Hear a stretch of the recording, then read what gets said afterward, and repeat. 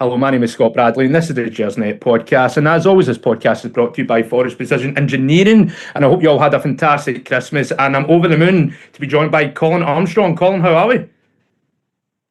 Yeah, I'm very well, Scott. Yeah, aye, very good. Happy after that yesterday. So we'll see where it takes us over the next few weeks. But yeah, good. Yourself?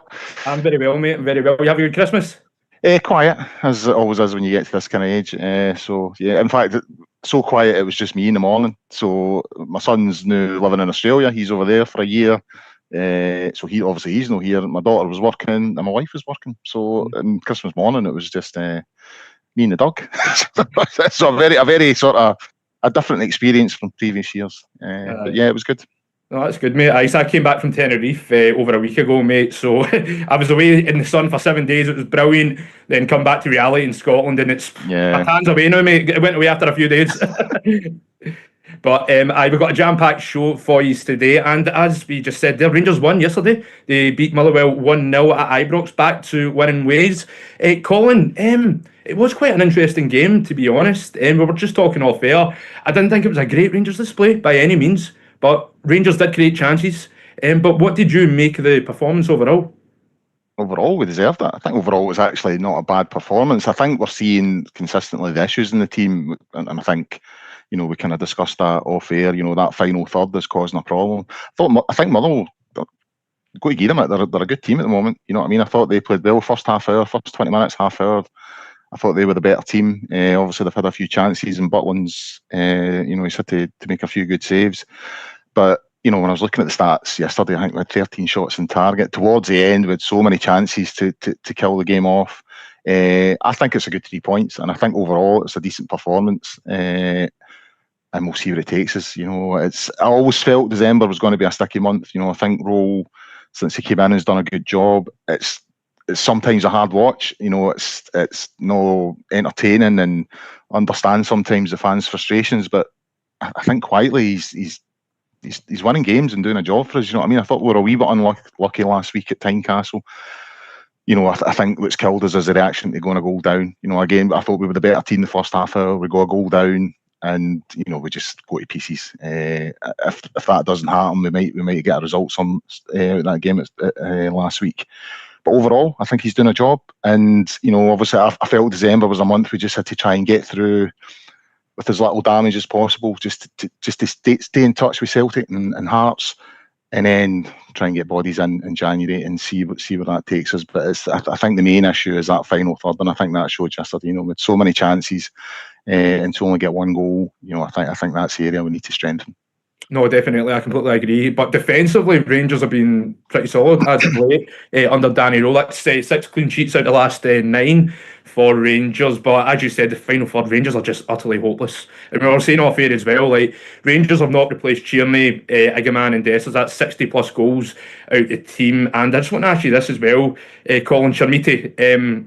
I think it's safe to say the move has been a complete and utter disaster. Yesterday, I thought he was painful to watch. He's only scored 2 goals since he arrived in the summer. Do you think there's any hope for this guy? Because I don't. I think he's finished. I thought he was okay yesterday. See, on more than one occasion, I think his actual overall play is pretty decent. The biggest issue is he just doesn't pose a goal threat. Sorry, I thought he was a wee bit unlucky with a chance in the second half yesterday. His wee back heel, the keeper got a hand to it. But just overall, I mean, I don't even think it's just Chermiti. Even Miovski. We just lack a goal threat. Even in the wide areas, Gassama and obviously Ant-Man's out injured at the moment. Those boys haven't really turned it on since sort of the early part of the season. So just overall. Obviously, I think a lot of the focus is on Chermiti because of the fee, and where Thelwell gets 8 million for this boy is staggering. And to me, that's the biggest problem with the lad. It's if we'd brought him in under the radar, put him into the development team and all that kind of stuff, and try to introduce him to the first team, I don't think he would be getting quite as much heat as he's getting at the moment. But to spend 23 million when he was at Everton on him, and then to bring him up here for 8 million, so that's over 30 million on a guy that scored 4 goals in the last 3 years. It's a strange one. It really is. It baffles me to this day. But I try and put that on. It's not the boys' fault that we've paid 8 million for him. You know what I mean? I do think he's contributing. He's not contributing enough, and as I said, he's not as posing a goal threat for us. But we'll see where he ends up. I mean, we need goals. I don't think anyone we've got there at the moment, maybe outside Miofsky, I still think I've seen that he can score at this level. I still have hopes that he'll turn it around. But we need goals, and I think I still think there's a title there to be won for us. And if we've got realistic ambitions of doing that, then we need to address the lack of goals. And Chermiti's part of that problem because he just doesn't score enough goals. No, absolutely agree. And you mentioned Gassama there as well, right? When he first arrived at Rangers, he was great. He was absolutely brilliant, so he was. And then over the last 2 or 3 months, he's really took a nosedive in his form. But I will say, second half yesterday, when he got moved right hand side, he was a lot better, I thought. Yeah, I thought who was it they brought on second half? Moore. When they brought Mikey Moore on and they put they switched to Gassama, I thought we got a wee bit more out of him. He has. I mean, his form's fell off a cliff, but because we've seen him perform, you know what I mean? I've still not given up again. I've still not given up hope on Gassama, Antman and Asgard. I think there are players there. They're obviously going through difficult periods at the moment. People point at the new recruits and the boys that come in the summer. I also think there's a lack of leadership there. I just think the guys that are in there, the experienced guys that are supposed to be leading the team are letting us down, hand over fist. I thought Tav was poor again yesterday, really, really poor. Obviously, Butland had a mistake last week, had a good game yesterday. The likes of Diamandi and Raskin, just not doing enough for me. They're not doing enough, in my opinion. So there's issues all around the team. I don't think we can just point at the recruits that came in the summer. I think we have to see and look at the guys that were already there, and are they doing enough? And I don't think they are at the moment. But again, we'll see what comes in January. You know what I mean? Because as I say, I genuinely believe if we address the lack of goals, because we're defending well at the minute. You pointed out the number of clean sheets that Danny Rose managed. If we address the lack of goals, then we saw yesterday Hearts will drop points. Celtic, I think, are a wee bit of an unknown quantity at the moment. We know they can be disastrous. We'll see what comes. We don't really know enough about the new manager yet. They might click, and if they click, then they'll probably be favourites. But at the moment, if we win that game in hand, we're only 6 points behind the Hearts. We're in it, and if we can address that issue in the final third, the lack of creativity and the lack of goals, then you just never know. And I think one of the big positives from yesterday was Connor Barron. I think he's been excellent under Danny Rowe as of late. He's just got such a great engine in that midfield, and of course he got man of the match. But Connor Barron, though, he's been a huge positive since Danny Rose came into the club. Yeah, well, I mean, Connor Barron probably supports the arguments to say that the likes of Asgard and Gassama might still be able to produce something, because there was a time there, I mean, Connor Barron came in and performed really well when he first arrived at the club, and then kind of fell out the team completely. He just completely lost his way, and now he's back in. He's performing well. I mean, again, he adds to that issue in terms of a lack of creativity. Because in the final third, especially shooting, is it's pretty abysmal. So you're not looking at him as someone that's going to give you maybe between 5 and 10 goals for the middle of the park. He's just not going to do that. But in terms of breaking up the play, in terms of identifying danger, I mean, that goal line clearance at Kilmarnock a couple of weeks ago, when you see that he takes a corner, he takes a corner, Kilmarnock break, and he's the guy that gets back and clears it off the line. So yeah, he's been really, really good of late. I thought he was man of the match yesterday. We were sort of having a wee discussion in the pub after the game. Some were going for Butland. I thought Connor Barron was the best man in the park yesterday. So yeah, but I mean, I think he's a big part of the clean sheets. I think he's protecting that back four pretty well, but he's offering none at the other end of the park. So again, it's that sort of area of the park we need to address. But no, Barron's been good of late, and long may it continue. And that's one thing about Connor Barron, as I was saying, he's got a fantastic engine, like he can just run non-stop for you, but technically he's no the greatest footballer out there, put it that way. But no, he's been brilliant as of late. And you mentioned that I don't think that's a bad thing, knowing a player's limitations. See, when I look at someone like Neil Lennon when he was at Celtic, a guy that literally couldn't run the length of himself, he wasn't the fittest, but he done a job, he knew what his job was, and he done it well. And Connor Barron can do that for us. I think sometimes as a support overall, we're guilty at looking at what players don't provide. You know what I mean? What we should be looking at is what they're good at and what they are providing, and letting the manager deal with the other issues. And Connor Barron right now is good at what he does. You know, I think, as I said, I think he's a big part of the reason that we're defending so well at the moment. I think he breaks up the play really well. I think in the first third, in the sort of middle of the park, he uses the ball well. Once you get into that final third, not so much. But yeah, he does a job, and that's all you can ask of the boy. Oh, definitely. And obviously, you mentioned Jack Butland as well. That game against Hearts was a disaster for him, but he bounced back well yesterday. And here's a question for you, Colin, right? Obviously, last season, Butland was terrible, probably our worst player. And I couldn't believe how bad he was last year. But this year, he's been a totally different player. He's been excellent. In my opinion, I think he's been Rangers' best player this season, even though he's had a couple howlers here and there, obviously Hearts last week. But Jack Butland's contract's up at the end of the season. Would you be giving him a new deal? I think it's a dodgy one. I really do. I think it's a tricky one for Danny Rowe to look at, because, I mean, after that one last week, I mean, I thought that's genuinely a shocker. I think last week, I think it's been underplayed just how bad a goalkeeping error that is, because his foot's in the right place to start with. He just needs to keep his left foot planted, and he clears the ball. You know, Lawrence Shankland isn't expecting to score there. He's hoping to get a corner at best. He's just trying to get a shot away and either get a corner or a throw in high up the park. And for Butland to move his foot and then try and dive and say it, the more I seen it, the worse it got. You obviously had the one in the semi-final against Celtic as well. You won with Callum McGregor. I thought that was a really, really poor error. So he never had that in his game when he first arrived. You know, that first season when he arrived at Rangers, you know, there were points that I thought, you know, he's as good a shot stopper as McGregor, and he's better at commanding his box than McGregor. So arguably, you're thinking we might have actually signed a keeper that's better than Alan McGregor here, and I never thought I would say that. But obviously, last season was just atrocious. Some of the mistakes he made last season were really poor. Obviously, he's fell out the team at one point as well completely, and. So yeah, I mean, in my opinion, I think we're in the market for a keeper in the summer. I really do, because I just think, you know, when you look at the two domestic defeats that Danny Rowe suffered, it's two mistakes from him. You know what I mean? And I just think we need better. Especially, again, you know, I always feel that a team should have a good spine. You know, solid keeper, solid centre half, a solid centre midfielder, and someone that's going to score you, 20, 30 goals a season. And I'm not convinced that we have any of that at the moment. You know, I look at our goalkeeper and there's a mistake in him. I look at the likes of Suter and I just don't think he's the answer at all. You know, Raskin and Diomande, again, I think Raskin's phoning it in this season. He just frustrates the hell out of me. Diomande, likewise, he's just been nowhere near the levels that we know he's capable of producing. And up front, we've already spoken about. You know what I mean? So I think we need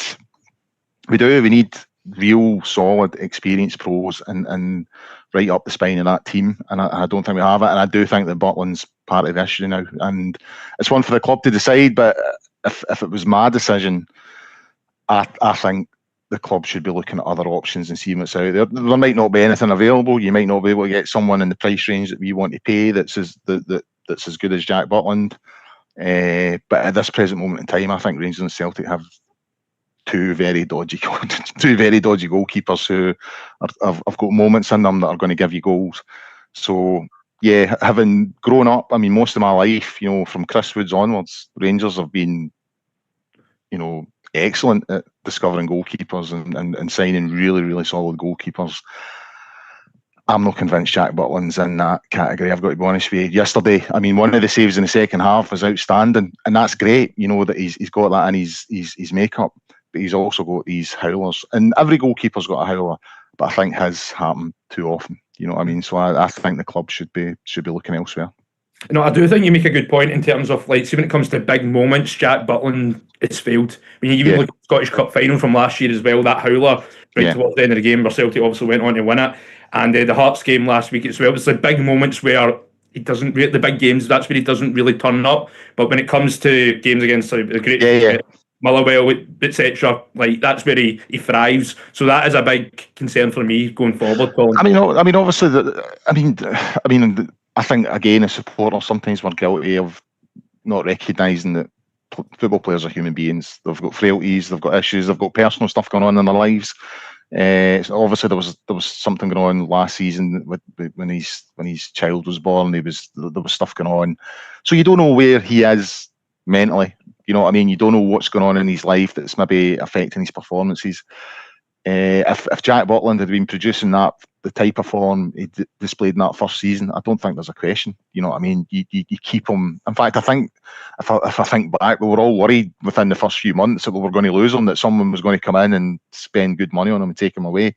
And then slowly but surely, the mistakes started to creep in, and then they became more frequent. And he's never. Last season, I think, was a bit of a write-off for him. I think we all hoped that this season, whatever the issue was last season, he would get over it and start to produce better form, and I would say he has. He's certainly in a better space than he was last season, but these errors are happening too often, and the issue is they're happening, as you say, they're happening in big games. For large periods in that semi-final with 10 men, especially in the second half, we were the better team. We were the team pushing. We were the team that looked like we were going to go on and win it. We take it to extra time. I think Celtic's obviously started that stage of extra time probably a wee bit stronger. It was always going to be hard for us being down to 10 men, but you're hoping that at the very least you can take it to penalties. And then Butland just, it's inexplicable how he lets that one go in, and then you're chasing it. Then you're chasing the game with 10 men, and Celtic get the third and kill it off. Last week, we concede a goal 5 minutes for half time. So that's when you're looking for your leaders to say, right, just get to half time, because we know what Tynecastle's like. The place where they've been bouncing, they're up for it. The minute they get the goal, the place is rocking. So it's then about just getting to half time. Just get to half time, and he's the sort of player that you're looking to be leading in that, to doing that. Right, let's get to half time, get in, regroup, see what the manager's saying, and go again second half. And to do that, and that kills the game. You know what I mean? Especially when you consider the lack of goals at the other end of the park. I feel at the moment if Rangers go two down, that's it. They're not going to come back. So the minute that second goal went in last week, it felt like the game was done. So those are two instances in big games that have cost us. You know what I mean? So for me, I'd be looking, and I think we should be in the market for a replacement in the summer. Whether Danny Rowe thinks that is another question. And yesterday, just back to the game, Colin, Rangers finally opened the scoring at the 67th minute, thanks to Theo Asgard slotting away from the rebound. Asgard has been an interesting one. Obviously, he's come under a lot of criticism as of late. I think it is justified. I'm not convinced by him at all, Colin. He's had one or two good moments. That's really all about it. But what is it that you see in him? Because obviously a lot of Rangers fans have already written him off. I don't think he will come good. I hope I'm wrong, I really do. But what is it you're seeing in Asgard where you're like, yeah, there's something there?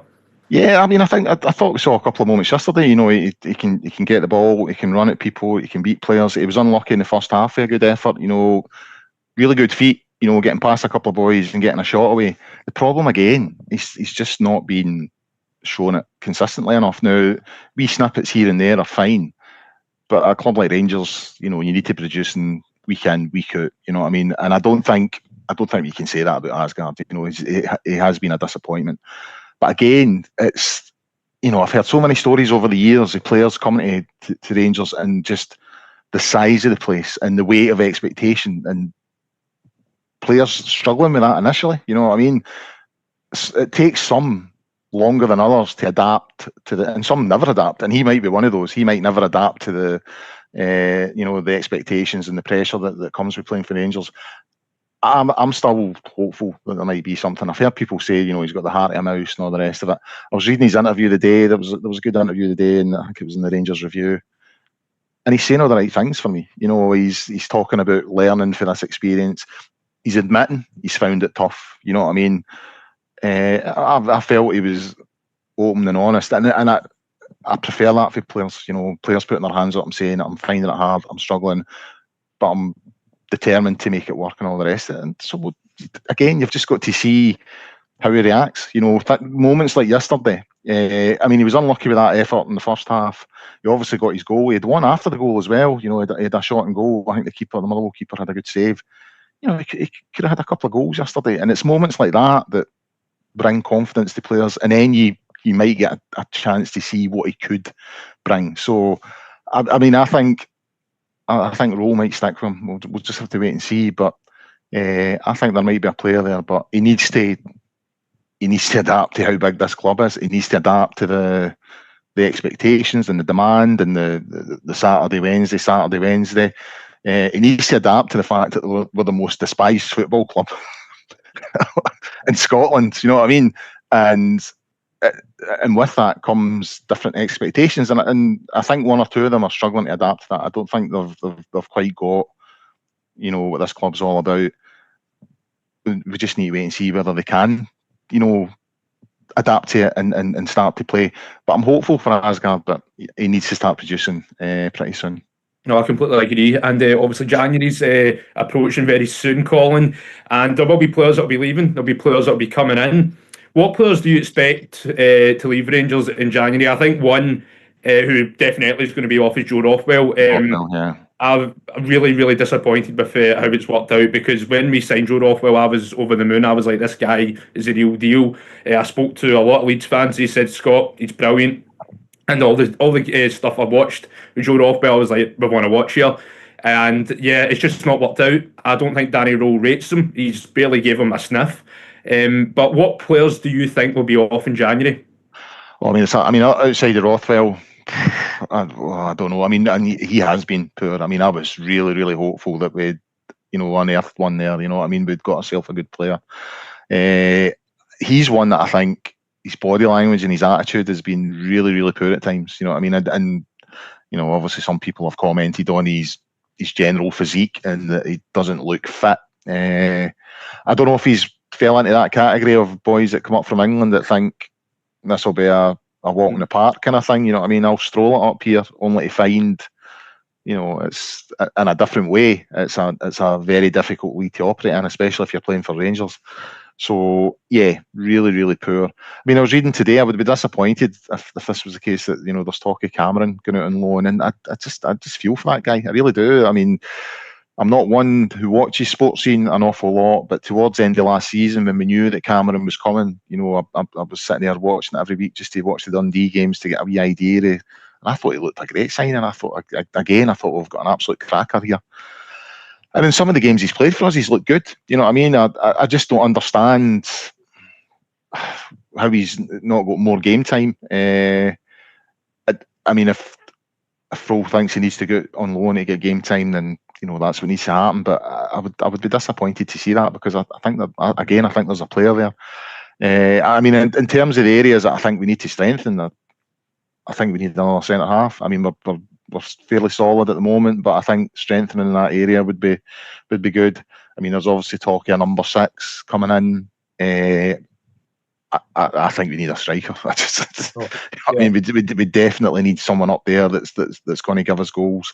And if you do that, if you bring someone in who's confident and scores goals, maybe that gets something out the boys on the wide areas as well. You know, maybe Gassama starts clicking, maybe Ant-Man, when he comes back from injury, starts clicking.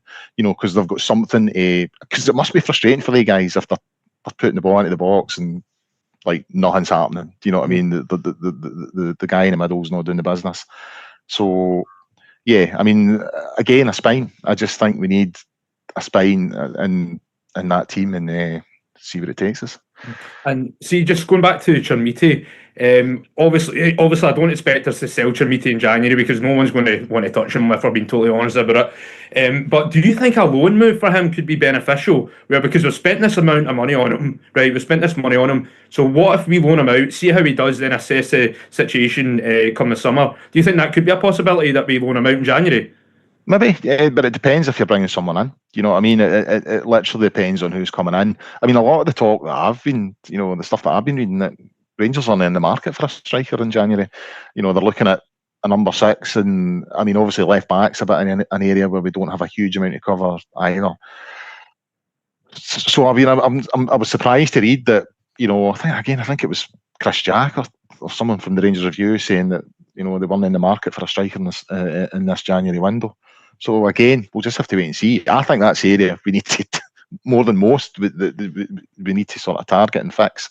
We'll just have to wait and see. But I mean, if we bring someone in who we know will add goals, then yeah, maybe a loan move for Chimay. Get him out, get him game time, get his confidence up, and see what he brings. Again, I don't think he's as bad a player as a lot of people make out.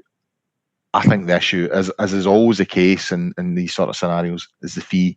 There is absolutely nothing there to suggest he's worth £8 million.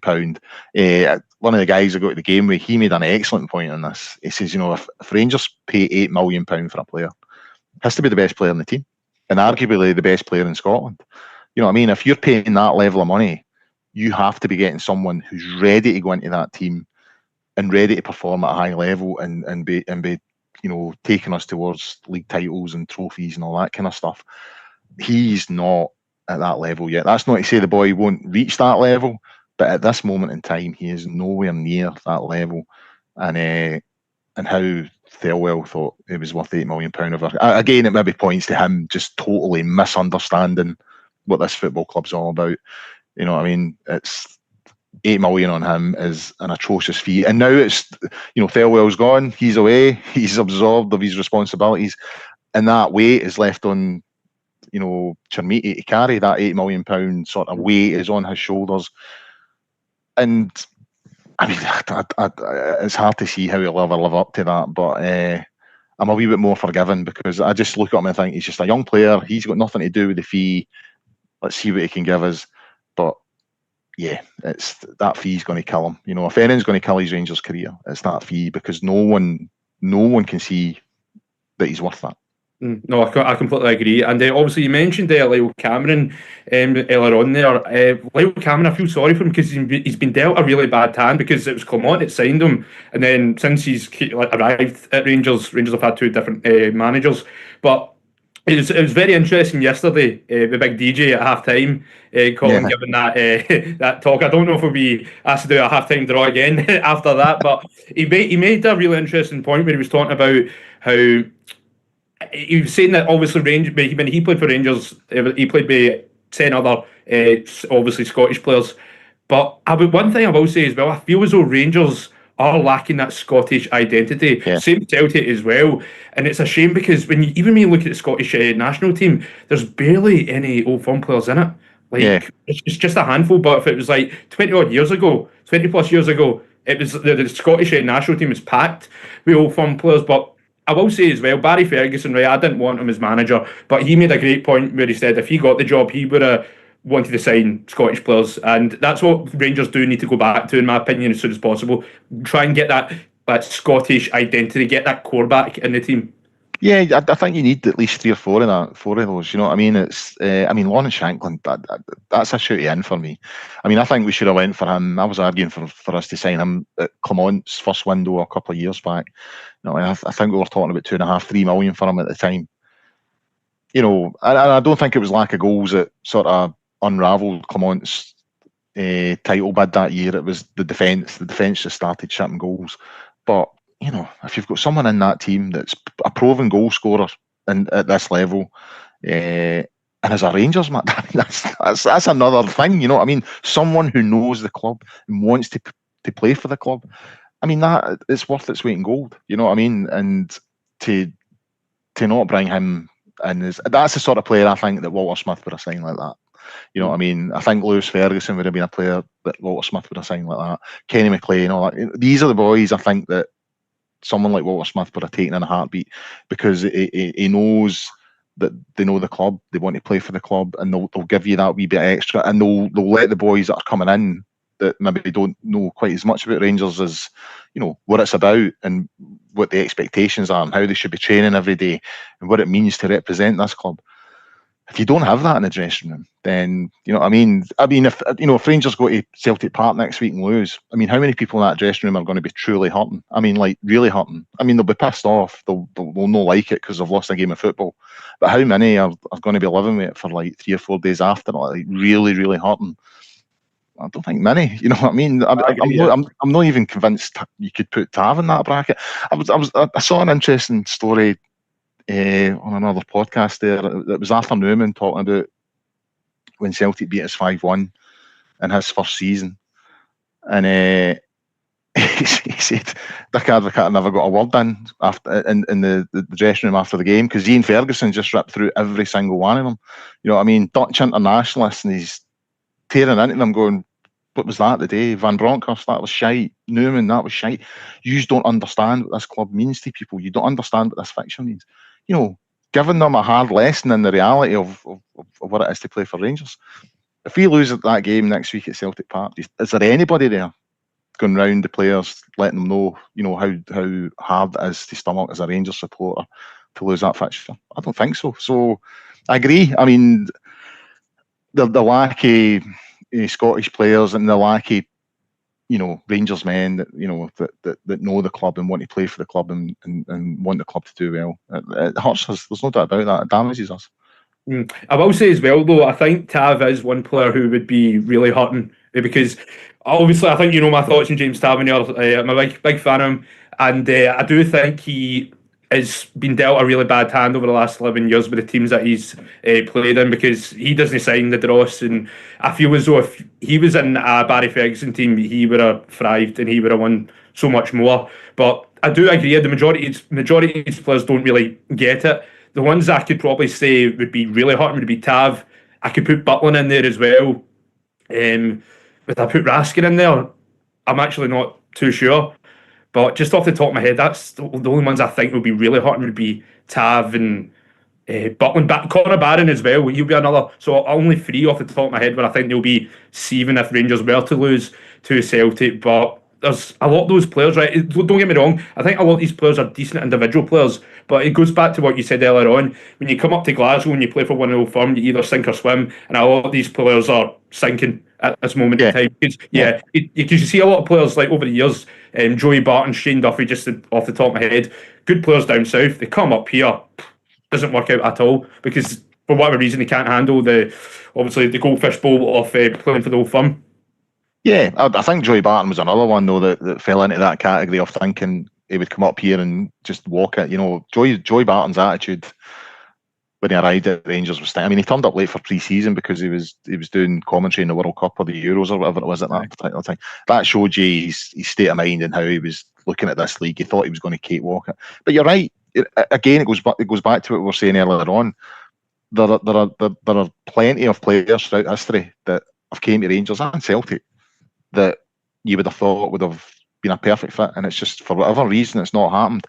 It's whether it's the weight of the jersey, the expectation, whatever it is, they're difficult clubs to play for different reasons. You know, everyone. I mean, I grew up thinking that. I grew up thinking must be great playing for Rangers. You know what I mean? You just go out you're the best team. You just go out, score, win the game, win the trophies, and all that.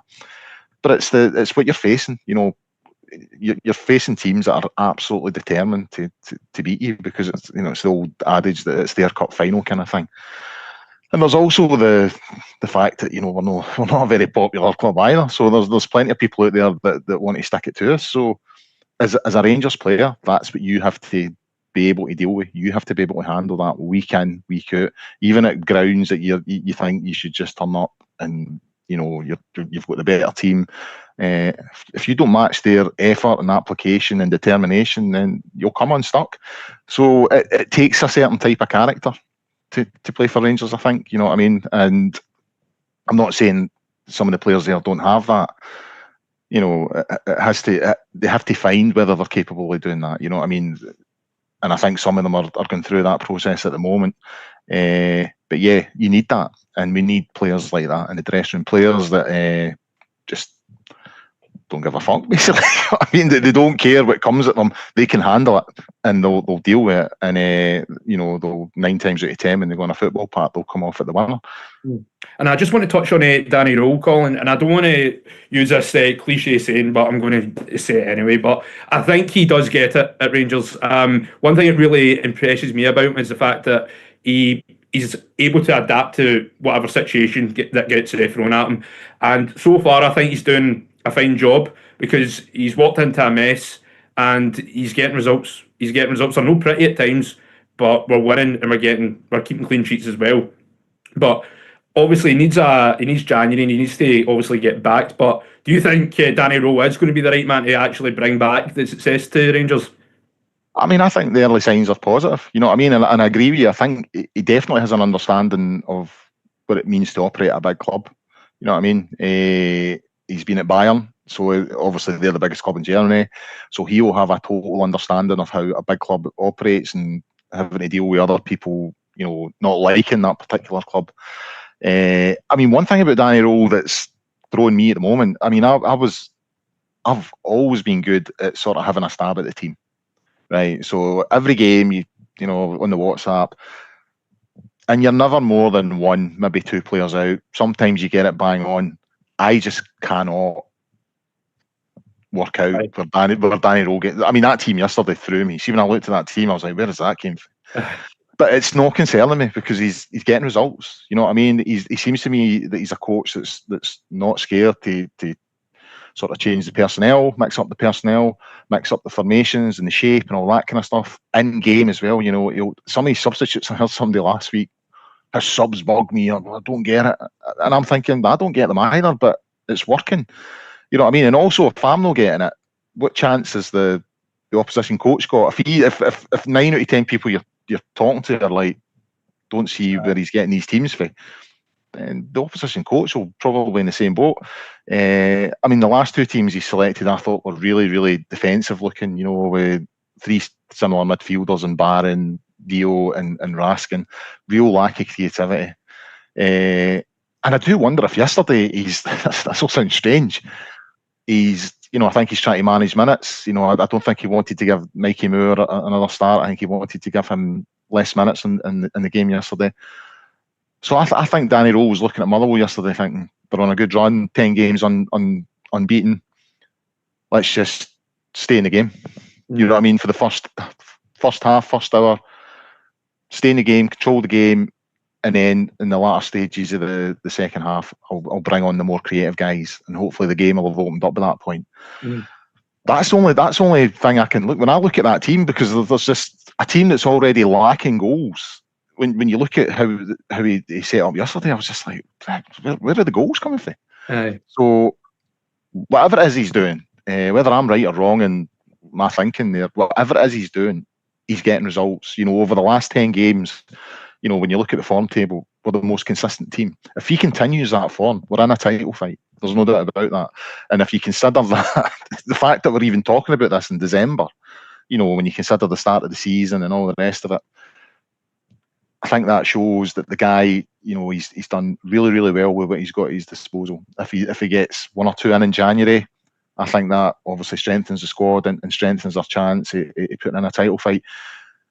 Then it's on to the summer window, you know, and you know what can happen then. Obviously, we need to find out if we're bringing in a permanent director of football and all that kind of stuff, and what the sort of recruitment strategy is going to be. But he strikes me as a coach that knows what he's doing.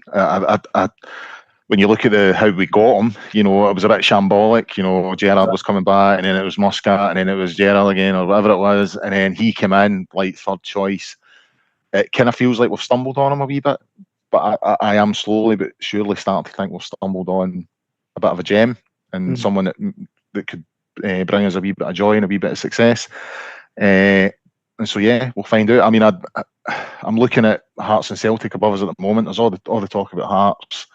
You know, can they win this title? I mean, they're playing well. You to be in the position they're in at the moment, you know, you have to say they've played superbly well, but they are starting to drop points here and there, and I just wonder if it come March, April, it could be about us and Celtic again. I don't know. Time will tell. I'm not trying to be disrespectful of Hearts, but I just think title fights, and you know, it's around about Easter. That's when you find out where we are, where we really are. I think Hearts yesterday, I mean, obviously they came back well, you know, 3-0 down, but they just had, of late, you just get a wee sense that they've got draws in them, that they've got the ability to drop points. Obviously, if you win that game in hand, we're 6 points. We're 6 points behind them.